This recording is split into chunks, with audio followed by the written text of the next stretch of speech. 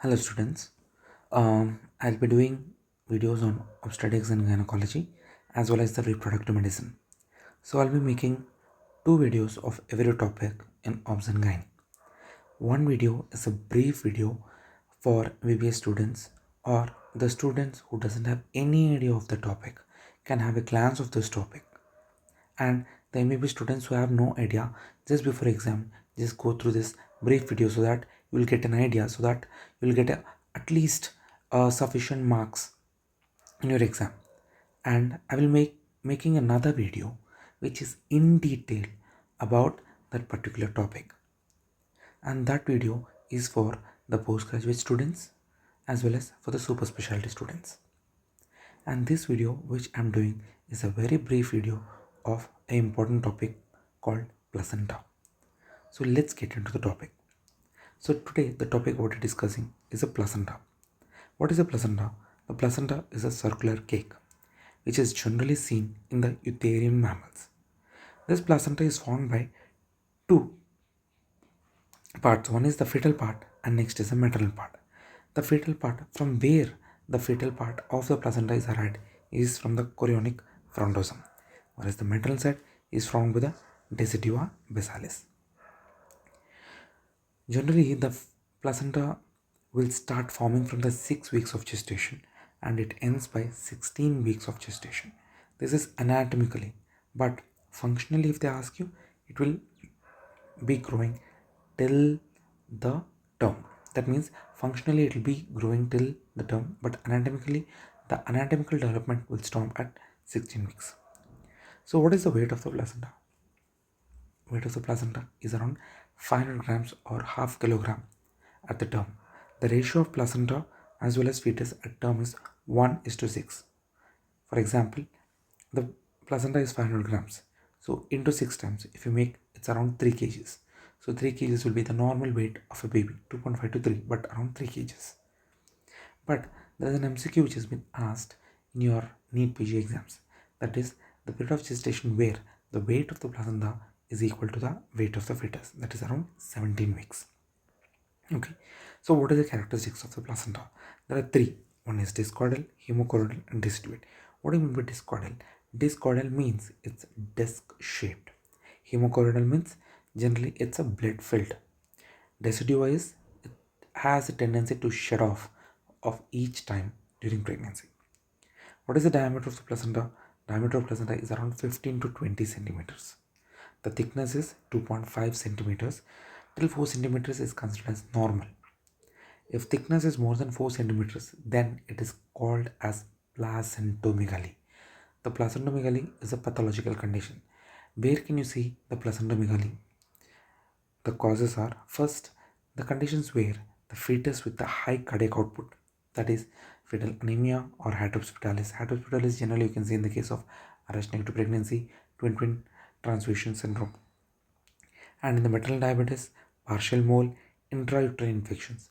Here it's important MCQ, which is the most common cause for the placentomegaly in the intrauterine infections. I would say the first is syphilis and second is cytomegalovirus. So the rare causes are, one is the placental mesenchymal dysplasia, next is cholangioangioma. Okay, these are the two causes. Next, what is small placenta? Generally, the thickness is less than 2.5 centimeters and diameter is less than 15 centimeters. It's called a small placenta, which can see in the case of uteroplacental insufficiency. So, what are the major cause for uteroplacental insufficiency? That is pregnancy-induced hypertension. Another cause is IUGR and third is constitutional. So, these are the causes of small placenta. What is the normal attachment of placenta? Placenta generally attaches at the fundal region or at the anterior segment of the uterus. Okay, so not anterior segment particularly, I would say the upper segment of the uterus. So it may be anterior or posterior, the upper segment of the uterus, the placenta will get attached, especially at the fundus. But if it is present in the lower side, there are two types. One is low-lying placenta and next is placenta previa. The placenta previa, if the placenta touches the internal os, so this is internal os. So if the placenta touches the internal os or if it partially covers the internal os, then it's placenta previa. If the placenta is present within the 2 centimeters of the internal walls. It is called as low-lying placenta. So, what is the best time to do USG for placenta? It is around third trimester. That is why in the first and second trimester, some of the patients you can encounter low-lying placenta, but eventually the placenta will move above. So, third trimester is the best time to identify what is the actual location of the placenta, because the placenta location is very much important during delivery. So that will tell a better uh, situation where the placenta is, and we can accordingly manage the patient. Two sides of placenta we know: one is maternal side, fetal side. The fetal side consists of the umbilical cord. If at all, if they are given an image and if they ask which side of the placenta is it, you can say it's a fetal side. How? Just having one thing blindly you can tell it's a fetal side, that is this umbilical cord. The umbilical cord insertion, seeing that you can tell it is a fetal side. But in the maternal side, you can see the cotyledons present here. So these are the cotyledons. Okay, so these are the I would say it's a lobes, not a cotyledons, lobes. These lobes are further divided into small structures, and that is called as cotyledons. And these cotyledons are nothing but a functional unit of a placenta. Okay, now what is the formation of the placenta? There are three villi: primary, secondary, and tertiary villi. So the primary villi is, it consists of syncytial trophoblast and cytotrophoblast. Secondary villi is syncytial trophoblast, cytotrophoblast, and extraembryonic mesoderm. Tertiary villi is, along with this three, it consists of a fetal capillary. So this is a complete developed villi. So it will take 13 days to develop into primary villi, 16 days for the secondary villi, and 17 days for the tertiary villi. So now this is the well-formed villi. So this well-formed villi, from outside to inside, what are the barriers we would see? One is syncytial trophoblast. This is a syncytial trophoblast, and this is a cytotrophoblast. This is the extra embryonic mesoderm, and this is fetal capillary. So all together called as placental barrier. So the fetal placenta circulation develops around day 17, which I told you here. Already day 17, the tertiary villi has been developed. So generally, if we take a placenta, the majority of the part is a fetal part. That means almost 3/5, 4/5, I would say. Only 1/5 is the maternal side. So the amount of blood of the maternal blood is only 150 ml, whereas fetal blood is 350 ml. So totally, I would say 500 ml. Okay. Now, placenta circulation, there are two types. One is the uteroplacental and fetoplacental. For example, you think this is a uterus. Okay. And this is a placenta. And this is the umbilical cord, and this is the fetus. So now what I would say is, so that this part what is speaking is uteroplacental, and this part what is saying is fetoplacental. So the fetoplacental is nothing but called as the villi. So this is the circulation. So this is the villi, and intervilli space is nothing but a maternal blood. So तो uteroplacental, utero मतलब mother, so fetus मतलब fetus. So uteroplacental is intravilli space, fetoplacental is villus. So this is the fetoplacental, which is involving the villi. In between the villi, intervillus, which is maternal blood. Okay, and it's 150 ml and 350 ml. I told you it is established by day 15 and day 17. And here, what are the things that you can see in the case of maternal blood? That is the spiral arteries, whereas here the fetal capillaries. That is what I've written here. So now there are two things: umbilical vein and umbilical artery.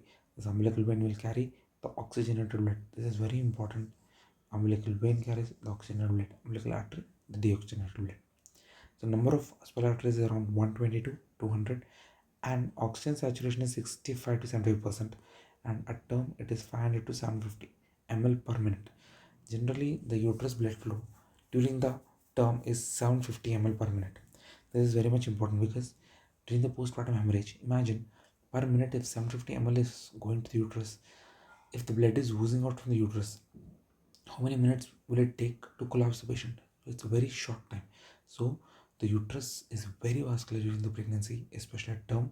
So we have to be very careful in managing the postpartum hemorrhage, or else the patient may end up with hemorrhagic shock. Okay. So the blood flow of the fetoplacental at term is 400 ml per minute. Oxygen delivery is 8 ml per kg per minute. So these are numericals. It is not that important, but still, if you remember, it's fine. So Now, types of placental separation. This types of placental separation is of two types. One is the central placental separation, peripheral placental separation. The central and the peripheral. The central is also called Schultz and peripheral is Duncan. This is the most common type of placental separation. Why it is most common? Because the Schultz is a condition where the blood loss is less. That is because once the placenta is separated, there's a formation of the clot behind the placenta. So retroplacental clot is formed. Once the clot is formed, the blood coming out from the bare area will be stopped because the clot is formed. So after the placenta is separated, the clot or the blood will come out. Whereas here, immediately after the placenta separation, the blood is coming out.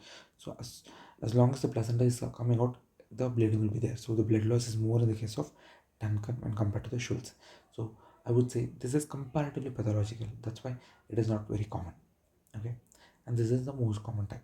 So in the case of the Schultz, which is the first structure which is coming out, that is the fetal part. This is the fetal part, and here the maternal part. You can see the maternal part. So this is coming first. Okay, fetal part and maternal part. So this is about the placenta. Thank you.